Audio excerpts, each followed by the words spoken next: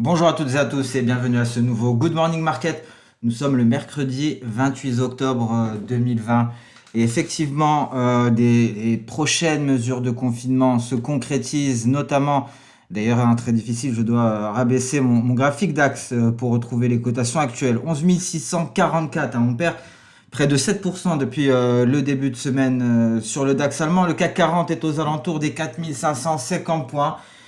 Et c'est bien aujourd'hui que Emmanuel Macron devrait nous annoncer de nouvelles mesures, des mesures qui semblent se préciser. On s'attend à un confinement peut-être national de 4 semaines. Alors effectivement, on pourrait apprendre des mesures moins lourdes et l'Allemagne également devrait annoncer des mesures. Mais avant cela, les indices américains ont terminé la séance d'hier de manière assez mitigée avec un S&P 500 en baisse de 0,3%, un Dow Jones de 0,80% et le Nasdaq de 0,64%. En Asie, les indices ont évolué en ordre dispersé avec le Nikkei et le Nifty en repli. Et en Australie, le S&P ASX 200 et le Kospi coréen ont gagné du terrain. Les indices chinois se sont échangés principalement à la hausse. Et effectivement, l'Europe pourrait donc, certains pays européens, donc bien entendu la France et l'Allemagne, pourraient annoncer des mesures de confinement, mais même le Royaume-Uni pourrait annoncer de telles mesures. Les médias britanniques rapportent que Boris Johnson serait actuellement sous pression pour imposer un nouveau confinement au moment où plus de 7000 décès liés au coronavirus ont été signalés hier, le plus grand nombre de décès quotidiens depuis le début du mois d'août. Alors on va parler d'autre chose très rapidement avec la Chine qui exhorte les États-Unis à cesser leur vente d'armes à Taïwan. Alors nous avons pris connaissance de certaines données également. Nous avons pris connaissance tout d'abord de l'IPC australien en hausse de 1,6% par rapport au trimestre précédent, mais également des résultats de Microsoft pour le troisième trimestre, des résultats qui ont été publiés après la clôture de la session, avec un chiffre d'affaires de 37,15 milliards de dollars plus élevé que prévu. Le consensus tablé pour 35,72 milliards de dollars. Le BPA ajusté de 1,82 dollars a également dépassé les attentes qui étaient à 1,54 dollars. Mais les actions Microsoft ont chuté après la publication de prévisions de recettes plus faibles que prévues. Concernant le marché pétrolier, un marché pétrolier également qui est en repli, on le voit ici avec le pétrole WTI à 37,94, le Brent à 40,24, suite à un rapport de l'API qui fait état d'une hausse de 4,557 millions de barils dans les stocks américains. On s'attendait à une petite hausse de 1,1 million de barils et effectivement, donc cette offre qui ne cesse d'augmenter malgré les réductions de production, c'est le retour de la production libyenne qui vient donc peser d'un point de vue fondamental avec une production libyenne qui pourrait revenir à hauteur de 1 million de barils par jour très prochainement, face également à des mesures de confinement en Europe qui devraient faire baisser considérablement la demande d'essence et donc cela serait dû à une baisse considérable de la mobilité. Nous en avons parlé la semaine dernière, cette mobilité qui sera donc capitale quant au cours du pétrole brut. Donc beaucoup d'éléments qui viennent se joindre. Et il y aura également les élections américaines, car effectivement, une élection de Joe Biden enverrait le pétrole beaucoup plus bas que cela. Donc beaucoup de risques qui pèsent sur le pétrole, mais on va en parler un peu plus tard. Tout d'abord, le calendrier économique du jour. Un calendrier économique qui ne pourrait pas avoir tant d'importance que cela. On prendra connaissance de la décision de la Banque du Canada sur les taux à partir de 15h. On prendra connaissance à 15h30 des stocks de pétrole brut aux États-Unis avant à 20h. Et c'est ce que nous attendons tous. Le discours d'Emmanuel Macron et bien entendu cette annonce, hein, ces nouvelles, ce resserrement de vis, si je puis dire, qui devrait être annoncé dès ce soir. Alors on passe sans plus tarder sur le compartiment action pour constater ce repli considérable. En données H4, c'est assez impressionnant. Nous sommes à 11 630. Mais avant cela, on prend un petit peu de la hauteur. On va commencer par du journalier ici. En données journalières, on va rappeler le scénario. Nous avions une éventuelle ETE avec une ligne de coup que l'on retrouve ici en pointillé. Cette ligne de coup a été franchie.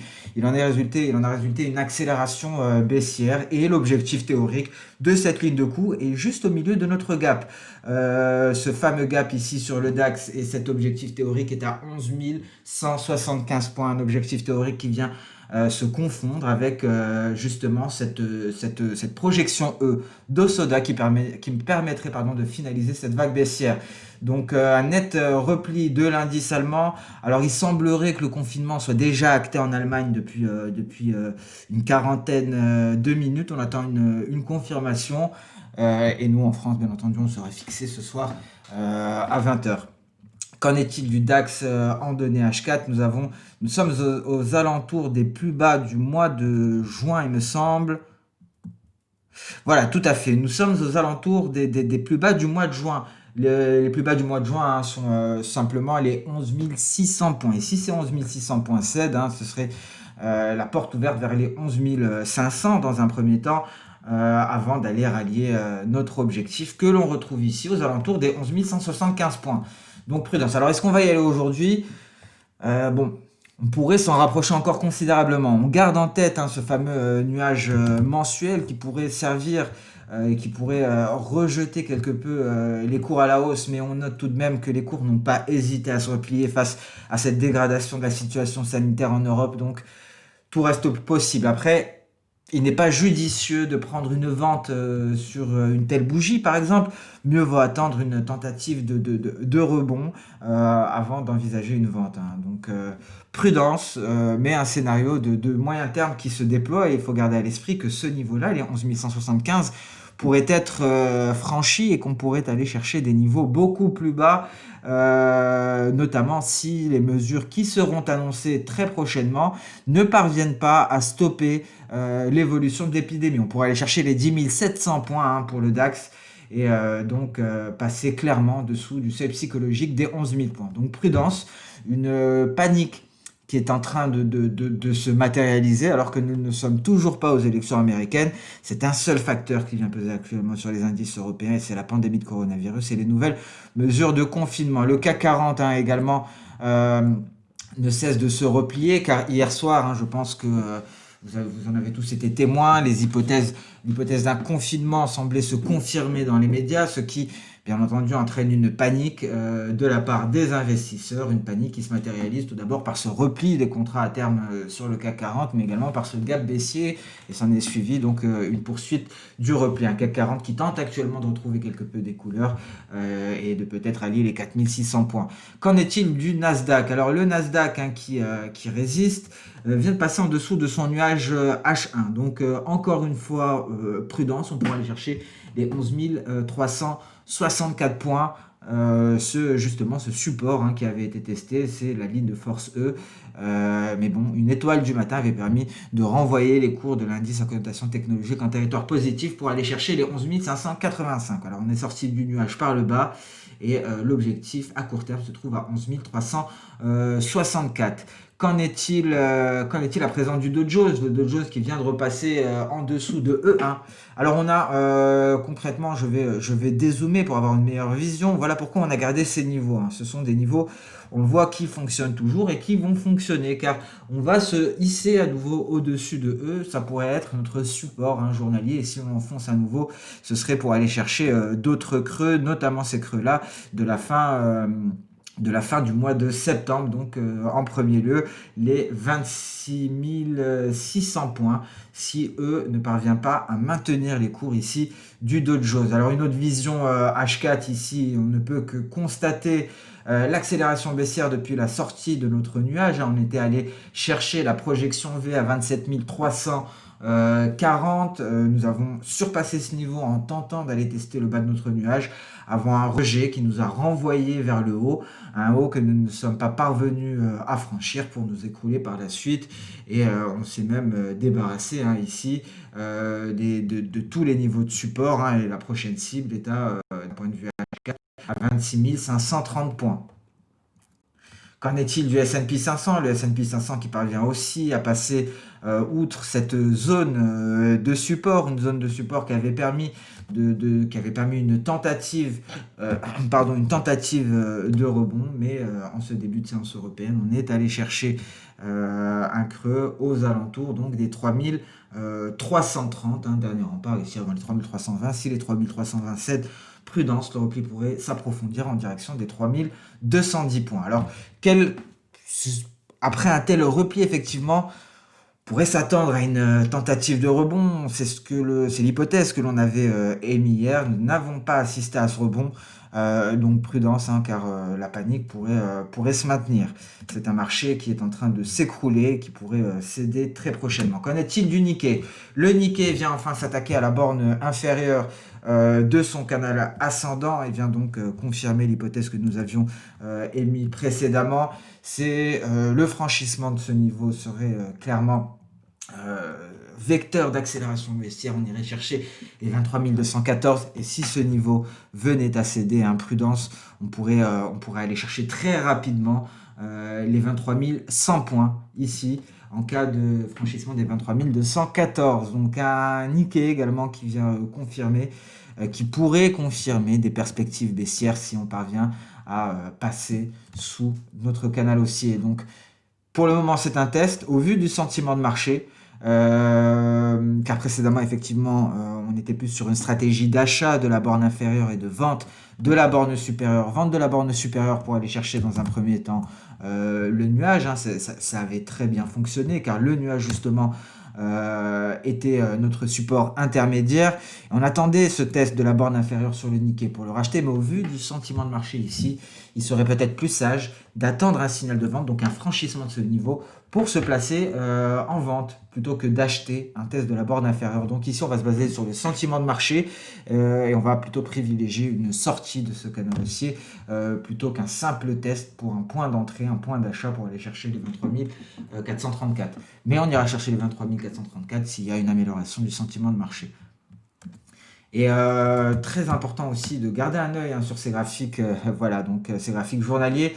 On avait bien entendu mis en évidence, il me semble, il y a quelques séances de cela, ce twist de nuages qui vient confirmer la théorie de Goichi Hosoda, qui vient confirmer la théorie d'Ishimoku. Effectivement, les twists de nuages attirent les cours.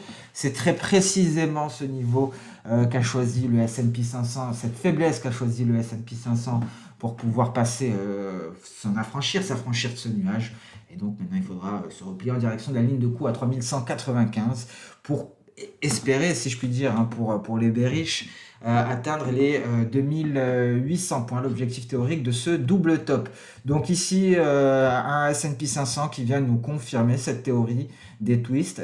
Les twists, ce sont ces faiblesses de nuages, je retire cette ellipse, et donc qui se caractérise par un croisement de la Senkou Span A, donc ici la borne supérieure de notre nuage, et la Senkou Span B, donc la borne inférieure de notre nuage, et ce croisement, ça s'appelle un twist, et c'est par là que nous sommes en train de passer sur le S&P 500. Le Nasdaq, lui, trouve un support sur sa petite jaune en palier, 11 478, mais une grosse faiblesse de nuage ici, à la veille du Super Tuesday, jour auquel donc, demain nous prendrons connaissance des résultats de mastodontes technologiques. Et au vu de ce qui s'est passé pour Microsoft, on pourra assister à un repli du Nasdaq et donc un franchissement de nuage dès demain lors de ce fameux Super Tuesday. Alors ceci étant dit, nous allons passer à présent sur les matières premières. Alors pas sur le Forex pour le moment. On passe sur les matières premières d'abord avec un gold qui ne s'est toujours pas décidé, qui est en train de s'éloigner de son twist. Alors le twist, alors effectivement on avait mis en évidence ces différentes résistances et la Tenkan et la moyenne mobile simple à 50 périodes qui s'opposaient à tout passage des cours pour atteindre ce fameux twist. Et donc effectivement on ne parvient pas à y aller pour le gold.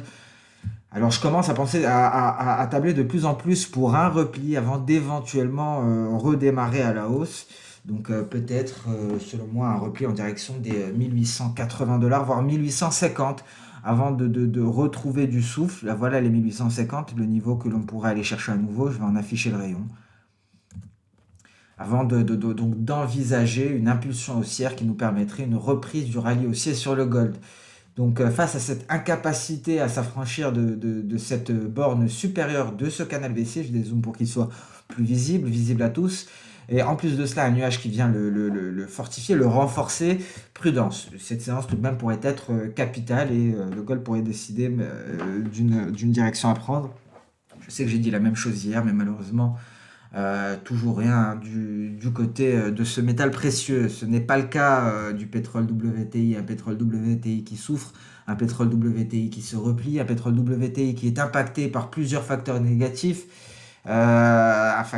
Et justement, cet ouragan Zeta n'a pas suffi cette fois-ci précédent ouragan avait permis de revenir vers des 41,20, mais cette fois-ci, ce n'est pas suffisant. Fermer les plateformes pétrolières dans le golfe du Mexique ne permet pas de contrebalancer cette hausse de la production libyenne qui pourrait atteindre 1 million de barils par jour. Cela ne peut pas contrebalancer non plus ces perspectives de baisse de la demande mondiale de pétrole face notamment aux mesures de confinement. Donc beaucoup de facteurs sur les pétroles, peut-être même une prochaine vidéo sur le pétrole, ce qui nous permettrait de dénoncer les différents facteurs, car il y en a beaucoup. On a parlé très rapidement aussi d'une éventuelle élection de Joe Biden. Joe Biden qui pourrait ne pas être favorable au secteur pétrolier, un secteur pétrolier qui attend Donald Trump en tant que président américain. Donc, nous avons d'ailleurs une vidéo est disponible concernant les élections américaines sur notre chaîne YouTube et nous avons parlé du marché pétrolier en cas d'élection de tel ou tel candidat. Donc, prudence, un pétrole qui pourrait atteindre concrètement les $30 avant de tenter une lente remontée qui pourrait prendre plusieurs mois en vue de se stabiliser. Pour l'heure, nous sommes sur le seuil psychologique des $38 et le scénario baissier en direction des 35,50 a bien été activé avec pour objectif intermédiaire les 37,15. On passe à présent sur le marché d'échange.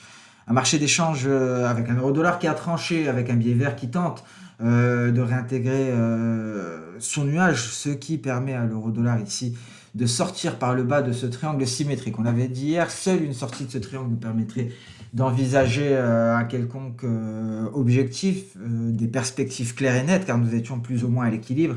Nous avons atteint un premier objectif ici, les 1,1750. On pourrait, si le biais vert parvient à continuer sa progression, on pourrait aller valider cet objectif des 1,1743, ce qui correspondrait à un test de la borne inférieure. On va dézoomer pour voir de quoi, de notre canal haussier ici sur l'euro-dollar. Peut-être retirer Ishimoku pour un peu plus de visibilité. Donc concrètement, nous avons eu la formation d'un triangle symétrique à l'intérieur d'un canal haussier. Nous sommes sortis de ce triangle symétrique pour aller chercher les 1,1750. Et ici, prudence, si on arrive à casser les 1,1743, c'est un repli qui pourrait s'approfondir considérablement pour aller chercher éventuellement les 1,1720, dernier rempart avant le seuil psychologique des 1,17.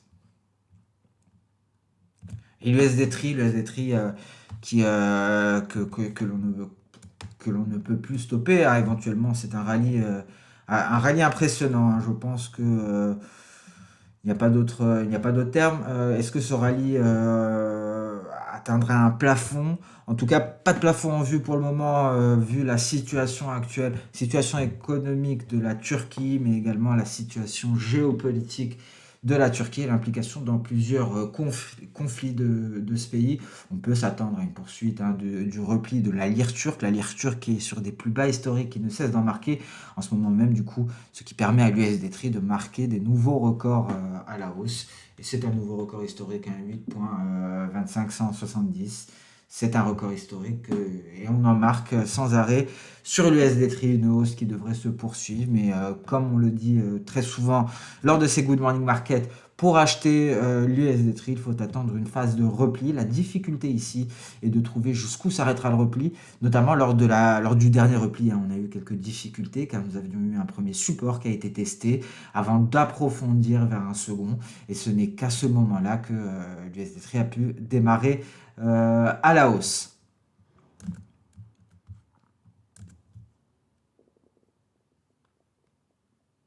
Alors ce Good Morning Market touche à sa fin.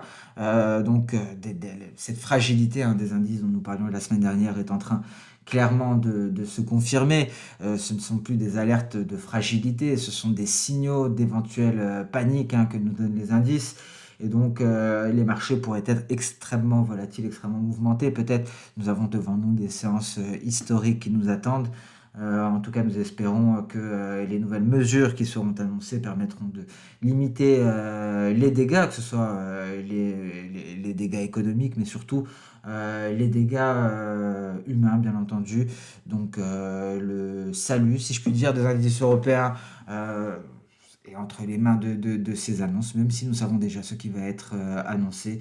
Et cela, pour les marchés actions, pourrait être extrêmement baissier, même si le DAX a déjà perdu énormément de terrain, presque 7% depuis le début de semaine.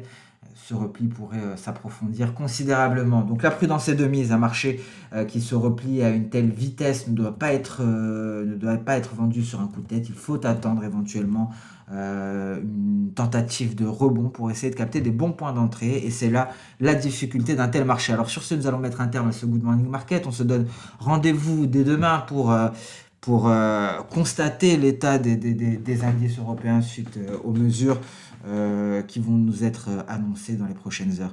Excellente séance de trading, excellente journée et à demain pour un nouveau Good Morning Market. Et encore une fois, merci à toutes et à tous pour votre soutien et vos commentaires et votre présence, votre fidélité pour cette émission quotidienne. On se donne rendez-vous à demain pour le prochain Good Morning Market. Au revoir.